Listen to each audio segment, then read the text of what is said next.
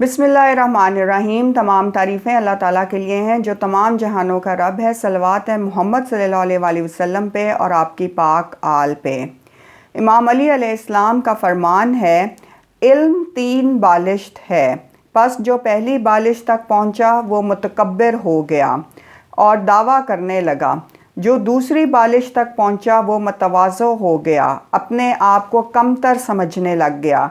जो तीसरी बालिश तक पहुंचा उसने फ़ुकर इख्तियार किया और फ़ना हो गया। और इसी बात को अगर हम देखें कि वो इंसान जो तीसरी बालिश तक पहुंचता है, मौला अली अलैहिस्सलाम के मुताबिक कि वो ये कहता है कि वो कुछ भी नहीं जानता, यहाँ तक कि उसका इल्म बहुत होता है, बहुत वसअत उसे मिल चुकी होती है, लेकिन वो फिर भी उस इल्म को यही बताता है लोगों को कि मुझे कुछ नहीं मालूम। पहली बालिश पे पहुंचने वाला मुतकब्बिर होता है, दूसरी बालिश पे पहुंचने वाला मुतवाज़ो होता है और वो अपने आप को कमतर समझने लग जाता है, अपनी ज़ात पे दूसरों को तरजीह देता है। और तीसरी बालिश पे जब इल्म के इंसान पहुंच जाता है तो वो फ़ुकर इख्तियार कर लेता है। आप इमाम अली अलैहिस्सलाम का फरमान है, ला यतहिक्कु अल मकाम हत्ता युअल्लिमु मुरातबहुम। कोई शख्स किसी मकाम का मुस्तहिक नहीं हो सकता जब तक कि वो उसके मरातब को ना जान ले। बहुत ही आपने ख़ूबसूरत बात फरमाई है कि कोई भी शख्स किसी ऐसे मकाम का अहल नहीं हो सकता जब तक कि वो उसके तमाम मरातब ना जान ले, तमाम असरार और रमूज़ ना जान ले।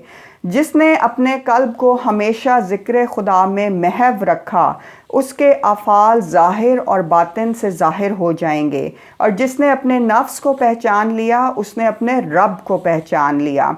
अल्लाह ताला के मुतल्लिक़ इमाम अली अलैहिस्सलाम ने फ़रमाया है, अल्लाह वो नूर है जिससे तमाम इनवार निकले, अल्लाह वो वाहिद है जिससे तमाम याद ज़ाहिर हुए, अल्लाह वो राज है जिससे तमाम इसरार ज़ाहिर हुए, अल्लाह वो अक़ल है जिसने तमाम अक़लों को फैज़ान बख्शा, अल्लाह वो नफ्स है जिससे तमाम नफूस सादिर हुए, अल्लाह वो लौह है जो गैब के असरार पर हावी है, अल्लाह वो कुर्सी है जिसने आसमान और ज़मीन को घेर लिया है, और वो अर्शे अज़ीम है जिसकी अज़मत व इल्म हर शय पे मुहीत है, अल्लाह वो आँख है जिससे तमाम आँखें ज़ाहिर हुई हैं, और वो हकीकत है जिससे तमाम मौजूदात के इब्तिदा की शहादत मिलती है।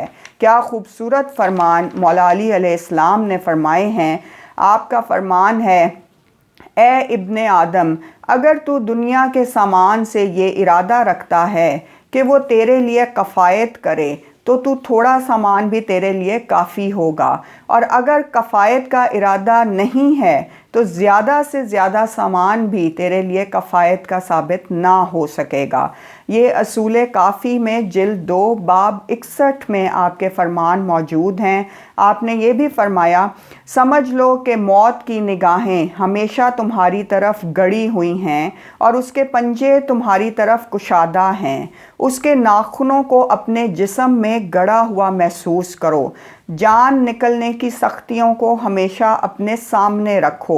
दुनिया से दूर रहो, किनारा कश रहो, और तकवा और परहेज़गारी को अपना शरीक बनाओ। इसके साथ ही हम कोशिश करते हैं और दुआ गो हैं कि तमाम लोग तकवा और परहेज़गारी को अपना जो है शरीक बनाएं और हमेशा तकवा और परहेज़गारी इख्तियार करें और सच्चाई पे मबनी ज़िंदगी गुजारें और दूसरों के लिए ज़्यादा से ज़्यादा फ़ायदा मंद साबित हों। जज़ाकल्लाह।